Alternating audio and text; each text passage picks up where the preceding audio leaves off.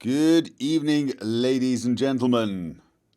Don't worry if you can hear the noises of children arguing with their mother in the background. That would be because there are children arguing with their mother. Have you ever noticed that kids are just like nature's lawyers? You ever noticed? They, they will come up with the most convoluted arguments as to why they should be allowed to watch 1.5 more minutes of television. It's epic stuff watching them just wriggle and squirm and come up with reasons for why they are not actually responsible for what you witness them do. No, they are responsible for, and they are just determined to find a loophole in reality itself.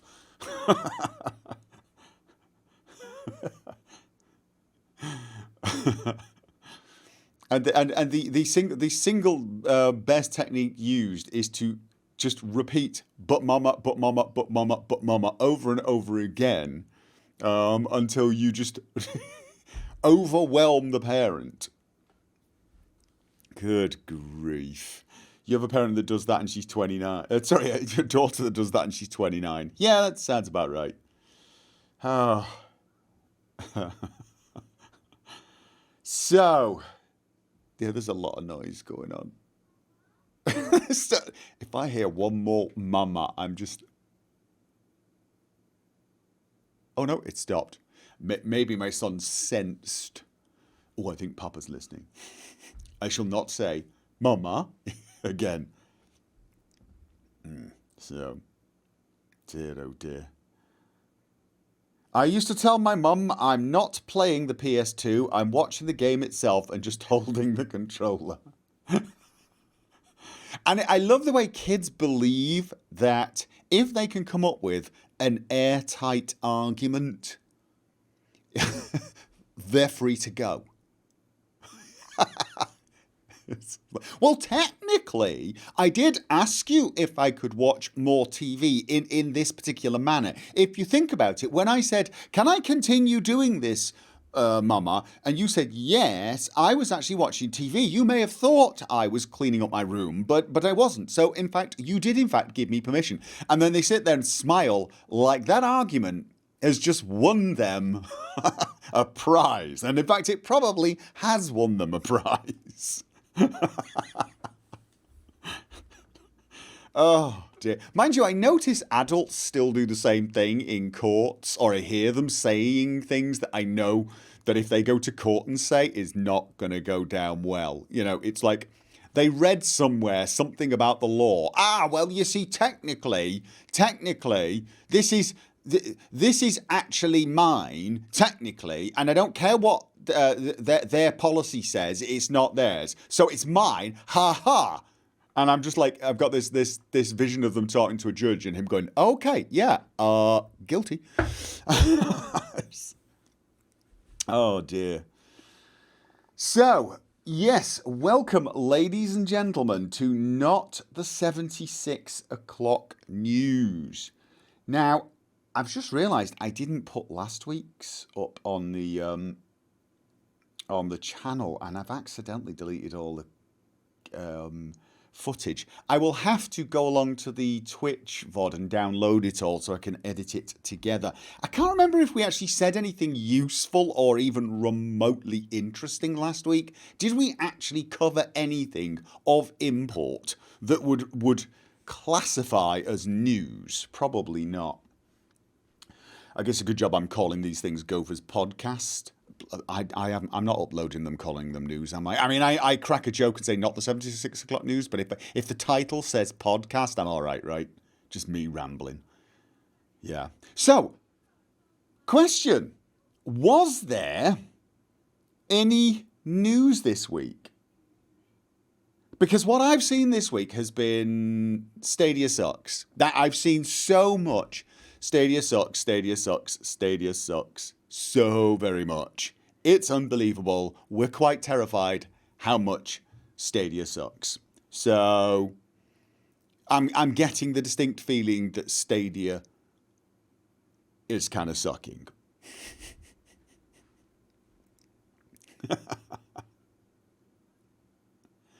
Atari Hotels. What?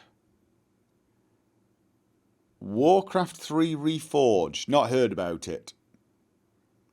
Yeah, last week I talked about the Cyberpunk rumour, right? But it was mostly, I ended up speaking mostly about Witcher 3 and other things. Last week was just a complete ramble rant about people's reaction to fake controversies or you know, massively blown out of proportion controversies. Have there not been any controversies then?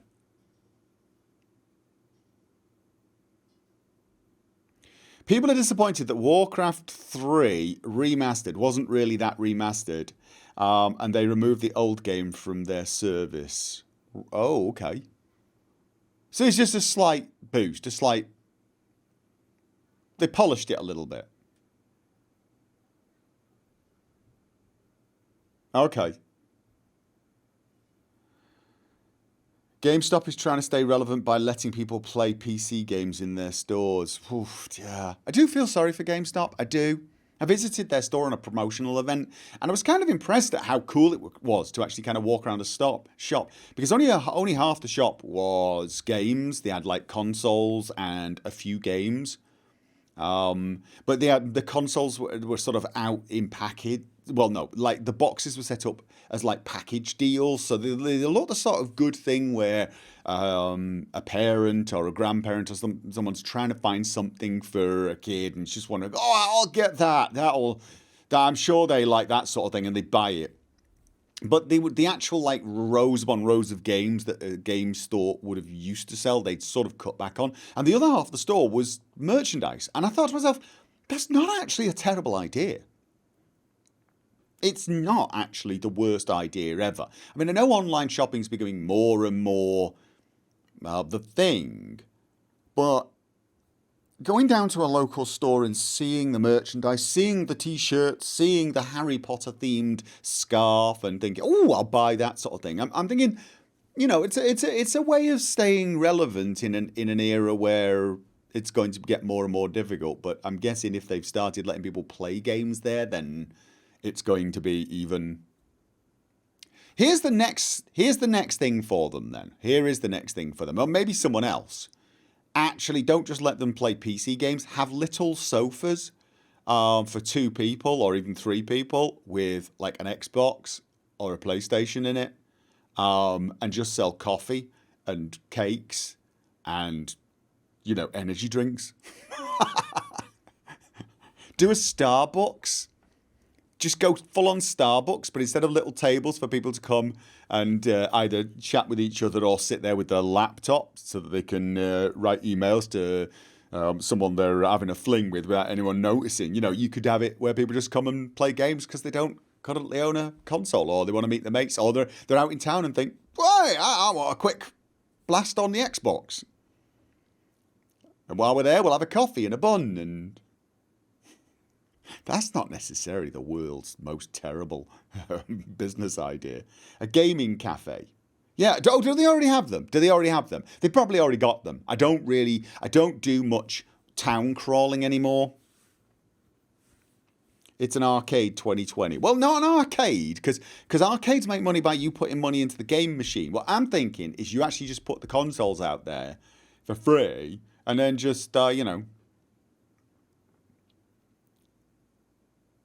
basically, people buy. It's kind of like a casino, you know.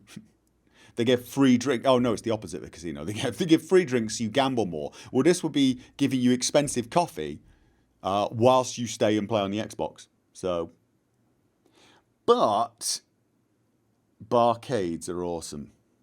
They have themed drinks. Is there other things called barcades? Okay, well that's just, you know. Not a big surprise, I suppose. You give them the Wi-Fi password if they buy coffee and a bun. You don't actually usually get asked to buy anything if you want to get like Wi-Fi in a coffee store. I think they just let people come in. Basically, because I'd say about 9 out of 10 customers who come in at least do actually buy something. I'd say more or less everyone who comes in buys something, and, you know, I think it would the amount of money you'd make forcing people who like throwing people out that don't want to buy anything or forcing them to buy anything wouldn't be worth the time spent from the people working there. I think So, I mean, it's one of those cases of don't come up with a rule or a policy for that small minority of people who are probably not going to have that much effect on your business just because you're morally outraged by it. That to me is the core principle of DRM nowadays. I'm going to make my games 10 times worse for paying customers to stop that small portion of people who pirate the game who might have bought the game. It's like, in fact, I think most of them realise they're not going to get sales from those people. It's more like, oh, how dare they play the game I've made without paying for it? I'm going to prevent them, even though they usually don't. And if that costs me, customer satisfaction, so be it. And it says there is, I think sometimes if you're running a cafe, it's like these cafes are like, no, you can't have a key to the toilet unless you buy a coffee. Especially when you're on motorway stops and everything. So I just go out and pee on the wall. I'm like, well, it's fair enough. I'm going to go pee on your wall, mate. And I'm just going to say, sorry, I was about to have an accident. I had no choice. I couldn't hold it in anymore. It was an emergency. It would have become a medical condition. So I might as well do it. I'm gonna pee on your floor right here in my pants, and it'll be all over your floor if I stand here arguing with you much more. So I had to go out back. So isn't that illegal? I don't actually totally know how illegal that would be. It probably is illegal to some degree, but I think you'll probably find if you went to court and argued, I had no choice. I could not hold it in any longer. There was literally no way I could hold myself in. I was going to go. You get away with it. I mean, here's the thing. At the very least, if you just stand in the middle of the shop and pee your pants, like just stand there and go, oops, and then just pee all down your own pants and just have it pouring down your leg, and you make sure you walk around the shop while you're doing it. Make a lot of noise. Go, oh no, I'm having an accident. Oh no, shake your leg a bit, shake your leg, make it spray everywhere. Oh no, this is terrible. I'm so embarrassed. Oh no, look, it's dripping off my leg and going up the wall when I swing it. What are you going to do? I'm sorry, Your Honour. I'm now doing what I said you shouldn't do to a judge. Sorry, I had absolutely no choice but to pee whilst doing backflips down the aisle. It's a compulsion I get. You could make it believable, though. You could just stand there and pee in the middle of the store. Make sure you got some spare pants or something. Tell you what, you do that next time you run into that garage or cafe and go, I need a key to the toilet. You're getting the key to the toilet. You're getting the key to the toilet. Peeing is not gaming news. See, this is why I'm not even going to bother uploading these to the to the channel. It's complete pointless ramble. Dear oh dear. So, okay. The news is all Stadia sucks. GameStop are trying something new to not go out of business. And as Sinshiro says, this is what happens when we don't have any Bethesda rants for a few weeks. They've just not gotten into trouble, though, have they? They've not really gotten into trouble. I mean, well, that's the wrong thing to say, isn't it, with Fallout 76? They've not dug the hole they are in. They've not dug the pit of trouble that they are in deeper recently. They haven't filled it in. It's still a nice deep pit filled with outrage and trouble, but they've not dug it deeper. And in Fallout 76 terms, that's actually a successful period. Really. And they're getting ready for Wastelanders, aren't they? Bethesda not digging the hole deeper is kind of news in itself. Yeah. The other story this week is that Warcraft 3 Reforged TOS say any custom maps created for the game are Blizzard's property and they can sell people's content without royalties or credit. Okay, so that's news. All right. I don't know how I feel about that. I've always been one of those people that always kind of wished Bethesda would essentially take some mod makers' ideas and incorporate them into their bloody game. And people used to say, "Oh, they shouldn't steal mod makers' ideas," and I used to say, if the next game come out and it had a built-in immersive HUD, I'd be jumping up and down for joy. So in some ways, I wouldn't mind a company like Bethesda or Blizzard looking at some mods that have been made and saying, you know what, we're just going to take that idea. So the idea. Now, as for taking the entire mod, and when you're making a custom map, you're literally taking the map itself. If you look at the map and you get inspired by it and then you make something that's very, very similar, I'm probably going to go, you know what? It'd be nice if they credited that mod author somewhere. Like, for example, I'll tell you what, if I made a dungeon in Skyrim, if I made a dungeon or a castle and it had a quest in Skyrim, and in the Elder Scrolls 6 something appeared that was really similar, which was kind of similar, very similar concept in many ways, and that you could look at it and think, oh, you know what, this looks very similar to Gopher's Skyrim castle quest mod. But then right outside there's a grave, and on the grave it's got something like "in loving memory of Gopher" on there. I'd be like, ah! I'd be running up and down. You know what I mean? It's like, because when it comes down to it, for a lot of mod makers, it's the acknowledgement.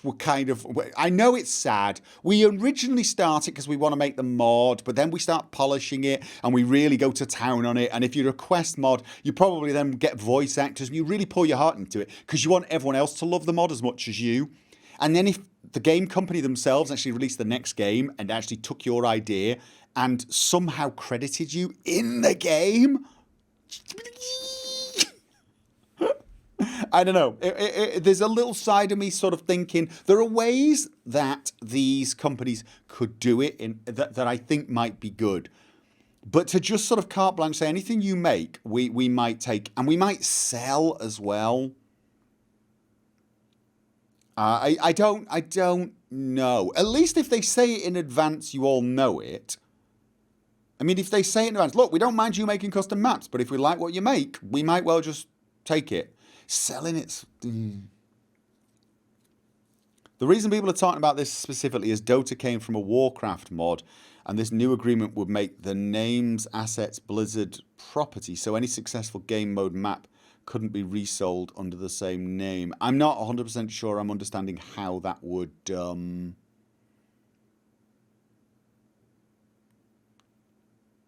I'm not totally sure how I don't really understand what you just said, I think is what I'm getting at here. It came from a mod, the names and assets of the Blizzard property, so any successful mobile map couldn't be resold under the same name. And that's a bad thing, yeah? That they can't sell... I'm not sure that the term of service would stand in Europe, to be honest. I don't actually know. Although my worry there would be the response would be, okay, then creating these mods in Europe is not allowed. Creating mods for our game is not allowed. It's we do not give permission. So then I don't know. I'm not a lawyer. I am not a lawyer, and I do know that most times I see people go, well, it's our property, or we can do what we like, or, well, you know, they can't stop me if I want to do this. It turns out that those people are not lawyers either, normally. I mean, you only have to look at the people who think that Capital Wasteland, all they had to do was just use the assets from Fallout 3. They don't need to ship them with it. All they need to do is use the assets if they find them, and we can put the assets there. And then they're not going to get done for piracy, only it turns out that the lawyers do not agree with that assessment. And indeed, nobody is who's actually looked into it agrees with that assessment. At least no one's willing to put their backsides on the line. And I would say that was wise. That is wise. So it's one of those areas where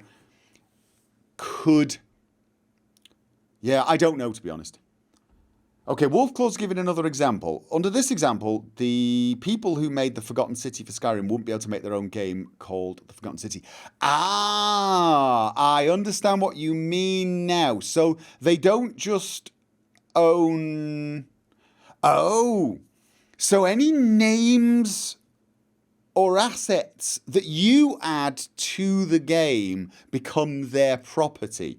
That is very, very different. So, for example, if I made let's go back to my hypothetical mod.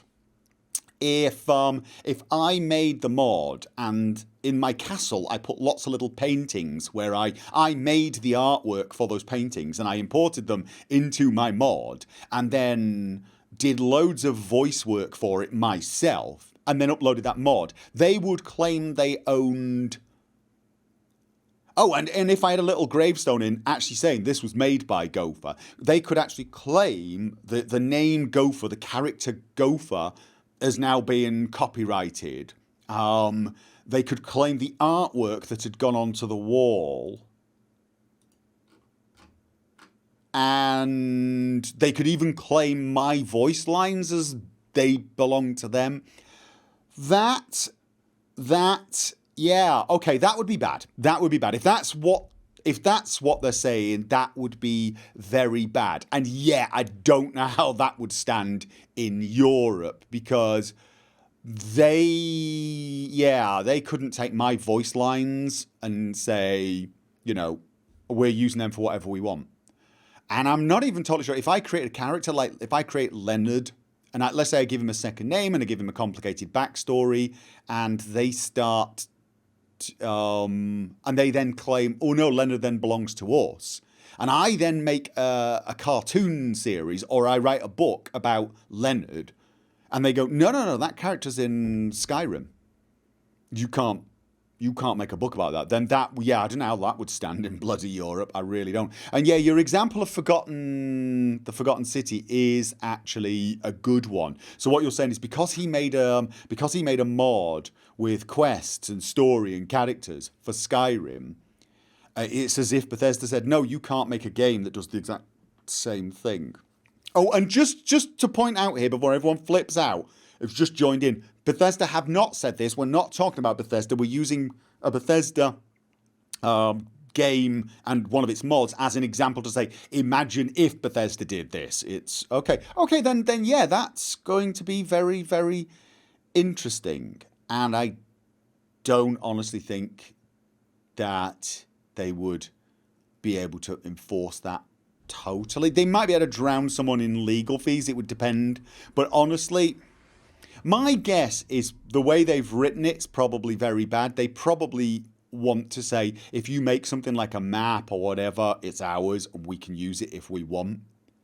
And you can't make money off it. But if you come up with some in-depth backstory and they try to claim that backstory as belonging to them, I think they're going to fail in a lot of countries. However, wasn't it ruled that terms of service aren't actually legally binding at some point? I don't think it's as simple as that. I think it's a matter of they could be legally binding as long as they don't try to bind you to something that's not legal.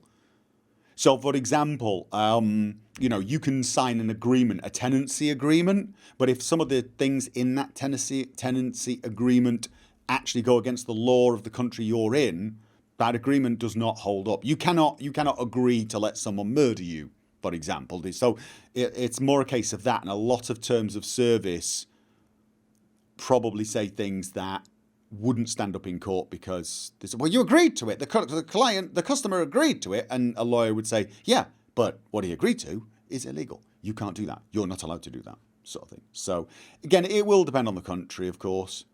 Generally speaking, whenever we talk about this, we're usually discussing American law, but of recent times we discuss European law as well, because Europe's been getting real twitchy about this. So, okay, am I missing things? Let me just go through this.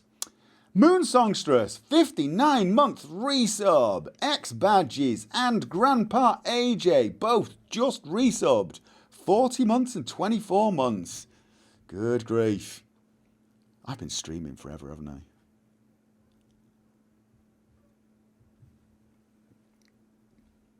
However, by the way, please let me clarify everything you've heard me just say. I am not a lawyer. Do not take anything I have said as legal advice. Not even slightly. I'm going with what I think, what feel, my gut instinct of, well, that seems reasonable. They shouldn't do that. They can't do this. Surely, kind of thing, right? And that honestly has, from a legal perspective, zero value, if not less than zero value. This is something I feel I should start saying an awful lot. That is the voice of me just saying, it's common sense, isn't it? To a world that very often does not seem to share my definition of what is and what is not common. So I am not a lawyer. I do not necessarily know if anything I just said was true. It's just either my feeling or my understanding. Yeah? Let's just clarify that right now. I would also highly recommend that you take anything that was said in the chat that was scrolling past as not being said by a lawyer, on account of it probably was not said by a lawyer, no matter how many capital letters they used or exclamation marks, okay? Just, if you're ever in doubt about the legality of something you are doing, my advice is twofold. 1, stop doing it immediately. 2, seek out a lawyer if you can A, afford it, and B, want to continue doing what you were originally doing. Anyway, as I said, we've now done gaming news that was not really gaming news. I want to move on to modding news. I've heard hints that Frontier is, I'm not going to say getting ready for release, but a lot closer than many of us perhaps thought. It's on its way. For those of you that don't know, Frontier is a mod for Fallout New Vegas that is going to add a whole new place and lots of new gameplay and tons of quests. Like, we're talking DLC-sized content. In fact, from what I'm gathering, probably a few DLC-sized contents put, from the point of view of actual things to do. So that mod does look very, very interesting. Yes, with vehicles. It actually has an awful lot of things from what I've seen. Yeah, Juicehead just did a video on it as well. Yeah. So there's lots of little hints going on. And, I've known they were still active for quite... Well, I've been aware of the fact that they've been active non-stop. Sorry, I was just checking their Discord channel to see what else was saying. What I can say is I am almost certainly going to be wanting to play that mod. I know everyone's going to be going, oh, you got to take chat there, you got to take chat there. I cannot promise what I'm going to do with Frontier. What I can tell you is I have cleaned my load order as much as I can. Because of the way I've been modding Fallout New Vegas for the longest time, it's actually registered as not installed on Steam for me for some bizarre reason. And I'm a teeny tiny, itty bitty bit little nervous about reinstalling from scratch, even though I kind of want to, because I can't remember everything I've done to patch absolutely everything. But I think what I might do is do exactly that. Just go back for a complete and utter vanilla install. But I'm not 100% sure yet. What I'm actually going to do is I'm using Vortex and I'm rebuilding the load order. Currently, I've only got the bare essentials installed and run. I've got a different profile to the Fallout New California one, and I've currently got, I can actually show you this one. I've currently got like Darn's UI installed, New Vegas tick fix, one HUD, obviously, mod configuration menu, and the user interface organizer. Obviously, I've got NVSE installed, and everything's running perfectly. But I've got to rebuild the load order. So I don't know whether I want to just build it from there. And it works. Everything works fine, which is one of the reasons I'm a little nervous about sort of reinstalling from scratch. It's currently working. It is currently working. And the actual data folder doesn't look that bad. It does not look that bad when I look at it. So, like, for example, if I go into textures, there's all of these folders, but when I go in there, there are no actual textures, which is sort of what I would expect, because the way Vortex does this is when you uninstall a mod, it still leaves the old folder structure behind for no reason. I mean, I'm not sure there is no reason. There's probably actually a pretty good reason. I wish it actually just removed all those so I could see which files are behind at a glance. But, you know, end of the day, I'll take its word for it that it's removed them. It's my natural paranoia to want to go in here, go through the meshes and see exactly what's still there. I don't know whether that paranoia is worth me totally reinstalling, because then I've got to repatch. And I can tell you I've currently got Darn's UI would purge, then deploy, fix the folders. I don't know. I may give some thought to trying to do that. I may even go through each and every single folder one by one and just see. I mean, I can actually go in and go architecture. How many files are there? There are 9 files. Find the 9 files and delete everything else. In fact, I probably could figure this out with a little bit of thought. But like, for example, Pip-Boy 3000, I know that's going to be empty because I don't have the Pip-Boy 3000 mod. So it's little things like that that are making me just a tad. Did I try purge mods? I'm going to look into it. And make sure I know exactly what it does. Because what I don't want to do is I don't want to accidentally remove things that I've patched, tweaked, but not got set up on Vortex. This is one of the reasons I always say you should always install everything using your mod manager, but then I occasionally go and break my own rules. I do occasionally, when I'm tinkering, break my own rules, but then when a moment like this comes up and I can't remember which rules I broke, when and how, it's like a bit of a pain in the backside. This is why I always say with installing mods, taking the extra minute or so to package the mod in a way that your mod manager can install will save you hours of headache later on sometime down the line. And indeed, that is what mod managers do. Maybe just a quick plug for mod managers in general. I remember when mod managers first started appearing, and they were oh God, oh, I'm not going to use this. You don't need to use tools like this. I know how to mod. Just copy the files to the data folder. Oh my God, all these new fandangled tools.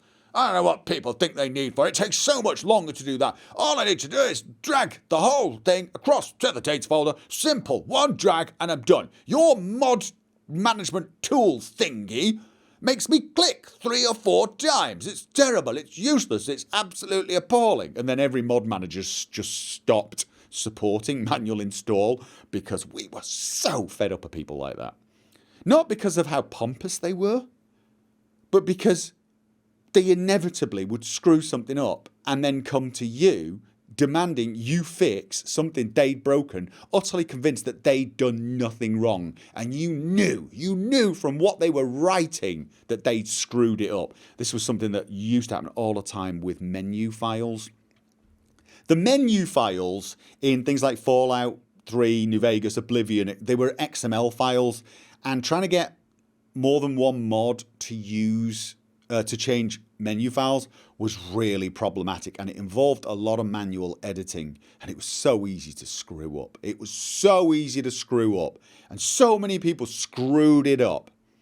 And so I ended up making tools that actually did it for you. Someone's made a better tool now, UIO, but that's how I ended up making Universal HUD, just because of people doing things that would break their save. Most people who did it weren't, being annoying when they did it. It was genuinely breaking stuff. But you would then get these mod management tools. You then have tools like Universal HUD that did it automatically, and people would still come along and say, "I'm not using tools like this. Tell me how to manually install it."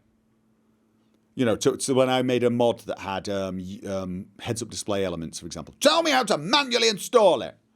To which I would reply, well, if you know how to manually install, if you think manual installing is better than the mod manager, you should know how to install it. You should be able to take one look at the file structure I have given you and understand how to install it. And if you don't, you shouldn't be installing it. Because it used to require that you edit multiple XML files. And as far as I'm concerned, if you are, that much of an expert, you can bloody well figure it out yourself. So, I am a bad person that still does it manually. I don't mind you doing it manually. I don't mind people who do it manually. But what I always say to people is, if you do it manually, fix it manually. Trust me on this. Mod management tools, when they first came out, got a lot of stick. They did. They got a massive amount of stick. And each new mod management tool gets more stick each and every time. It gets more stick from the old guard, right? Vortex is getting it from people who preferred Nexus Mod Manager or whichever tool they were using. And it's, oh my God, I don't understand why this had to change. But trust me, those very same people, had they been modding 5 years earlier, would have been the ones complaining about Fallout Mod Manager, going, I don't see why I should have to use another tool to mod my game. In fact, actually, you still see those people appear on like the Steam Workshop and stuff, or they'll appear on Nexus Mods and go, why can't I install this via BethesdaNet or on Steam with a single press of a button? Because you can't. Well, I should be able to. Modding should be easy. I should press a button and my brain pops out of my head and goes and does something else while something comes and fixes everything in my life for me. I demand it. I've definitely wandered off on a rant from Frontier. Yeah, so anyway, point is, I've probably been the architect of my own troubles right now. I have over the years broken lots of my own rules, and now I don't have any faith in my Fallout New Vegas game, but at the same time, I'm very nervous about starting all over again. What I think I might do is just take a complete backup of the Fallout New Vegas folder, then try a fresh install and see if I can get it working with all the patches and the New Vegas tick and things like that. And then if I can't, I'll just put the old one back, just put it back, just switch it in. The sort of thing that I will never recommend anyone else does. And once I get that working, then I'm going to try and add all of the mods I used for Jack back into my load order. I say all the ones I feel I would have to have. So this would include things like the van mod. I'm not totally sure I could live without the van, even though if I'm doing Frontier, I won't need the van. Not knowing the van was back waiting for me would bother me. Same with the schoolhouse. Same with the hotel one in... it wasn't Prim. Was it Prim? It was Prim. The Steve Bison Hotel. The Some Guy mods. All of the New Vegas Bounty ones. The weapon mod ones. Things like... WMX, I think I was using something like that. I think I would need all of those, otherwise I'd lose a huge amount of my weaponry. In fact, I might actually get crashes when I open certain containers because they contained... there are ways around that. What you have to do is go into your inventory, take all of the weapons you've got, remove every single mod from them just in case, and then uninstall that mod, and then so there are possible ways I could get around it. But if I have to do that, I think I'm going to be a little bit. It's going to get to the point where I'm starting to think that I need to have a new character to do Frontier. I want to have Jack. So anyway, so I'm thinking I do as many mods as possible, but don't necessarily include some of the mods that just don't really add to the experience. I will be adding the mod that makes combat more difficult. Probably. I am going to... what I'm actually going to do is check with the Frontier recommended mod list what they're compatible with. I mean, are they compatible with Project Nevada? Not totally sure I could run Jack without Project Nevada. He has several perks and things like that that just are aimed very much at that type of a character. So I am going to slowly rebuild it and see which mods I think I can remove. Now, it's actually safer removing mods from Fallout New Vegas than it is from Skyrim. But it's still not safe. Like, truly, completely safe. But it is safer than for Skyrim. So I may be dropping some. We're just going to have to see it. With it being a whole new land, though, it will alleviate some of the problems that I might. Could I make a Jack clone and pretend it's Jack? It's possible, but honestly, a lot of the things that make Jack in my mind are, is things like the school base where all the followers are currently, and the van and all of his weaponry, so much weaponry, his clothing. There's so many things that to me are so quintessential Jack at the moment. I'd probably end up having to almost... I don't know what I would do. I honestly don't know how I would do it. So... yeah. So anyway, I am going to give it an absolute try to get the load order as close to the original Jack as possible, maybe a little lightweight, and compatible with Frontier. If I can do that, and there's still an if, and it will take ages to rebuild that. It really will. I mean, there are things I'm not sure about. I think this Frontier comes with its own animation mods, doesn't it? Doesn't it come with its own animation mods? I seem to remember that. So maybe I can't use the animation mod. However, what about the Pip-Boy mod? See, Jack doesn't use the standard Pip-Boy. He uses the Pip-Boy 2500. Is that going to be a bad idea? I need to look very much at Frontier. And I mean, I always like to go in very blind on a lot of these things. But in actual fact, for a mod like that, it's going to be next to impossible. So I will be wanting to... The sink. Doesn't Jack have a naked pirate moment and wake up without his stuff? Couldn't he have... Look, I'm not saying that I couldn't fake Jack losing all of his stuff. I'm just not sure I ever want that to be the case. Because here's the thing, if I restart the Jack character, I'll never be able to get that stuff back. And I almost think I'd prefer to start a new character for Frontier and leave Jack in the state he is. In my memory, he's sort of, he's got...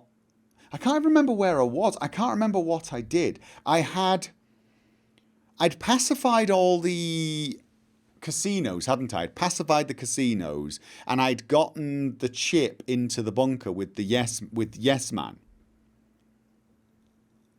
I think, wasn't I doing the Yes Man ending, even though I always call that the Suckers ending? I believe I was.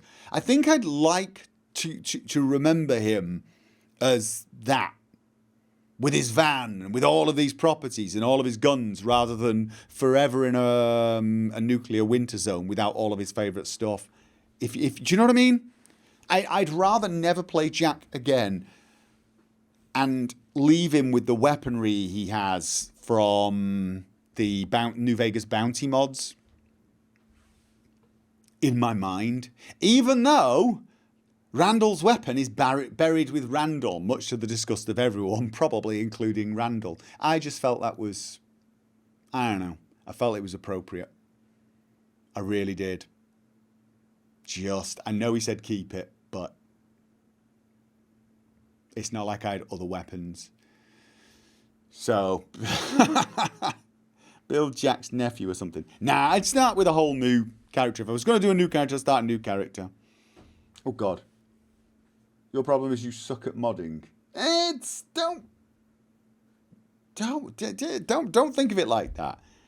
You once ended up looking at a mod page tutorial hours and not understanding what it's supposed to do in the end. I got it, but it took a while. I actually have a whole series of modding tutorials. They may be a little out of date for New Vegas. If you thought about New Vegas, they may be a little out of date. I did consider trying to make an up-to-date version. This could be one good side of perhaps doing a fresh reinstall of Fallout New Vegas and just showing the mods I install, going from another, you know, just a completely fresh build, total modded build with all of the mods I think I absolutely need before I start installing the mods I absolutely want. Maybe I'll record it a little bit then, and then do an updated mod tutorial video for Fallout New Vegas. But honestly, it's not as hard. It's not as hard as you might think. I think a lot of the times it's about panic, or it's about the instructions just being difficult to understand when written down. It's why I do video tutorials. I mean, I can tell you, there are people who have told me in the comment section under things like the SKSE video that the video goes too long, you don't need this many details. If people can't figure out that by themselves, they shouldn't be modding. And my response to those people is fairly rude words, to be honest. Because as far as I'm concerned, you don't get to decide who can and cannot mod. And my opinion is pretty much anyone can mod. If you have got a willingness to learn some basic stuff, you have the right, and you should be encouraged to mod. There's nothing wrong with it. So when people tell me, oh, you know, if people need that sort of detail, they shouldn't be modding. It's like, well, you know, bollocks. If people want to mod, and they're willing to go through and listen to the tutorials and learn it, why shouldn't they be able to? So I don't like that kind of, you know, person, as you can probably tell. And you will find there are people who've come along, as someone mentioned in the comments there, where they tried one of my tutorials, were a bit nervous, got into it, probably started realizing once they'd got through the video that it wasn't as bad as they thought, and 6 months later they're installing all the most complicated mods and, you know, a total pro at it. But it was that initial hurdle. It's that initial, oh, I don't know what, you know, it's the jumping into the pool thing, you know, because you think the water's going to be freezing and you just get past it. So, yeah. Sim Settlements is a good example. People who've never modded before have created great add-ons for it. Yeah, and that's the other thing. Some people who've turned up, started modding, were very, very nervous of it, found videos like mine, actually wrote nice comments to me on it, and then 3 and 4 years later are actually the people I'm seeing making mods. So it's this, you know, you shouldn't write people off as not being able to do something because they need the simplistic, yeah, Wolfclaw, Wolfclaw is right. Wolfclaw has said it's the whole, back in my day, if you wanted to mod your game, you had to walk 50 miles to Nexus back, going uphill both ways. Stupidly enough, Wolfclaw, that's not too far from the truth. I mean, I do get the old Yorkshireman vibe whenever I see people complaining about how complicated modding is today. I mean, don't get me wrong, I'm all for helping people and trying to make them feel welcome and make life easy for them. I'm a big proponent of mod management tools, of things like loot. I'm absolutely, you know, always going to be recommending all of these tools, Ride Bash, use them all of these things that make your life simpler and better, and, you know, make modding more accessible. But then when people still come along and go, this is too complicated, why is it so complicated?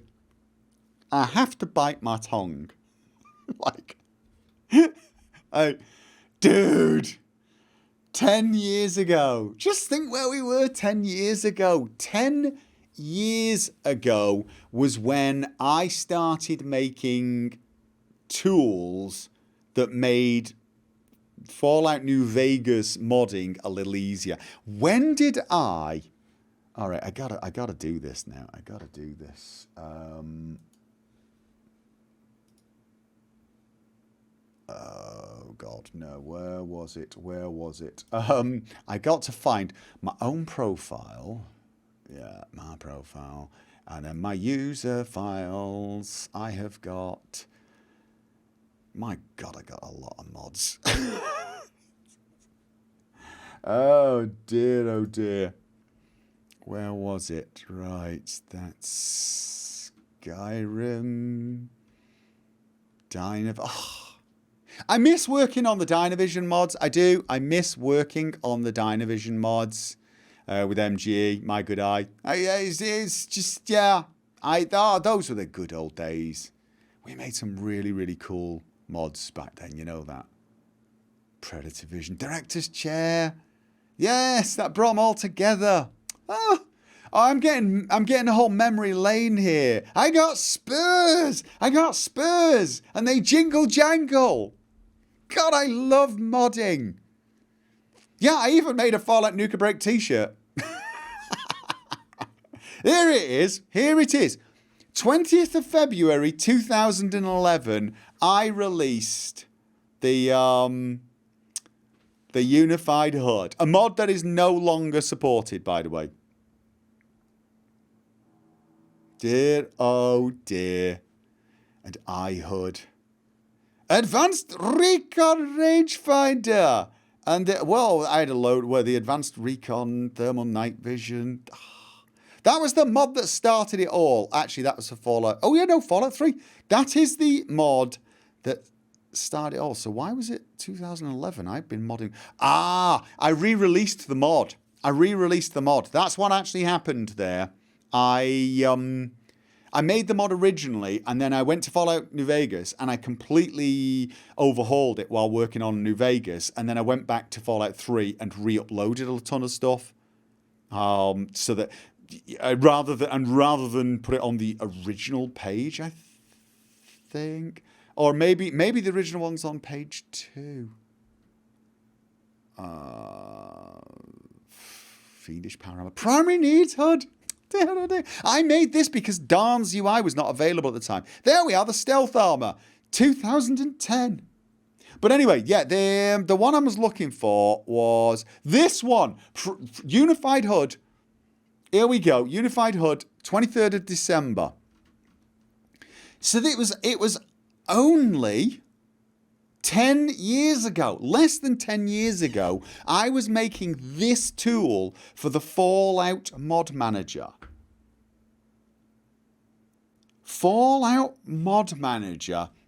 And I was making this tool so that all of these mods that had different heads-up display elements would get merged together.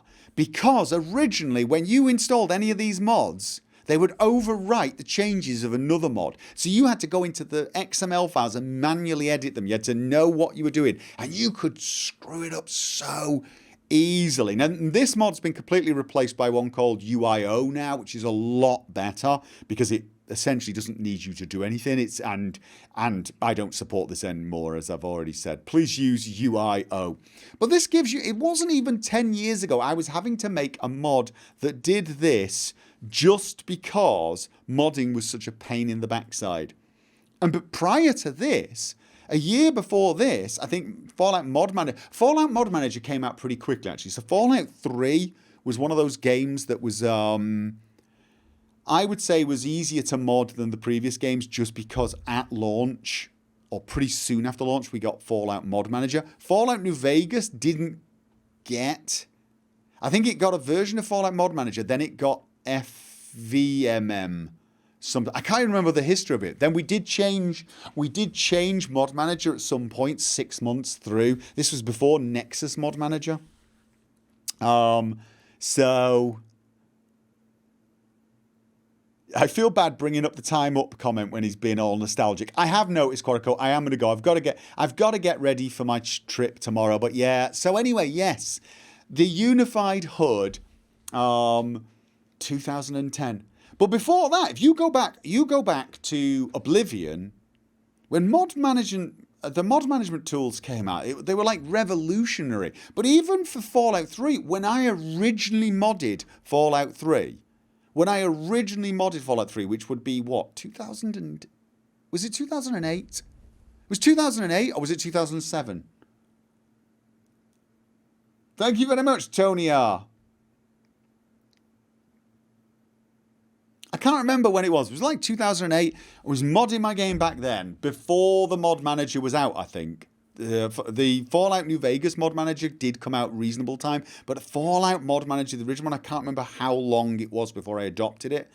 Manually modding, using things like Mart's Mutant mod with FWE or FOMM and all of these other big mods, and you had to have all of these unification patches. Oh, God, it was awful. And if you got it wrong without a mod manager, you were probably just done for. I used to go along to the data folder and I used to back up before I installed any mod. Like the entire folder in its entirety, I would, back up. And then I'd install a mod. And if it worked, I'd be okay with it. And, then I'd go on to the next mod after taking a backup. Oh. So when people talk about how hard it is now, there's a side of me wants to be like, pull my hair out. We had a nightmare. The number of times I totally balked my load order and had to start again from scratch. And every single mod, trying to get all the compatibility, interoperability patches. That's what we called them back then. We didn't call them compatibility patches. We called them interoperability patches. Yeah. And there were like hundreds of them. And most mods would come with like 7 and 8 ESPs. An ESM and several ESPs, and it was just amazing. This was before we had things like options. This is even before we had things like option tapes. And MCM was a pipe dream. It was like, that was something that came in 2010, 2011, sometime before Skyrim. So Skyrim, when Skyrim released, the modding community were up and running so fast and so well. It was amazing. Because of all the experience they'd got in Fallout 3 that they then carried forward into Fallout New Vegas and streamlined for Fallout New Vegas. Fallout New Vegas, for me, saw the beginnings of really coordinated teams working with each other and actually communicating outside the teams. It had been done before. Mod makers had been talking to each other, but with Fallout New Vegas, you saw it on a whole new level, and the mods were a lot more compatible with each other, a lot more customizable, a little easier to install. It was just all around more pleasant experience. But then when Skyrim came out, it just went to a whole new level. Do you remember things like the Skyrim Java patches and stuff like that, though? The variants, the mod that gave you all the different variants. Then you had Finis to give you the animations mod. So there were still some complicated mods out there. But it's just been getting easier and easier and easier. Now when you get the complicated mods, it's things like Dynalod that completely rebuilds the distant terrain for you. It's mods like that. That's the complicated thing. The other stuff, so easy now. It is so easy in comparison to how it used to be. So, yeah.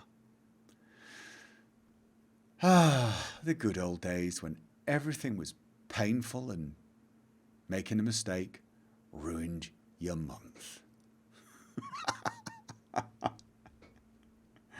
I have not talked much about the news. Frontier, yeah, it's a thing. It's coming out, I think, sometime in a timely fashion. I'm probably going to try and play it. So that was the point I was getting to. And on that particularly circular note.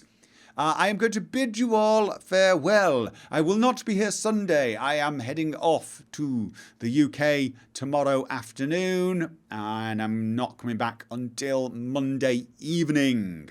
I hope to be streaming with Che on Tuesday, and of course I will be back next Thursday for more news that is me just rambling about the good old days. Maybe I should just do that. Maybe I should just rename it. Grandpa Gopher tells stories. So, yes. We've not even got time for other stuff or YouTube news, sorry. So, thank you for joining me. Good night.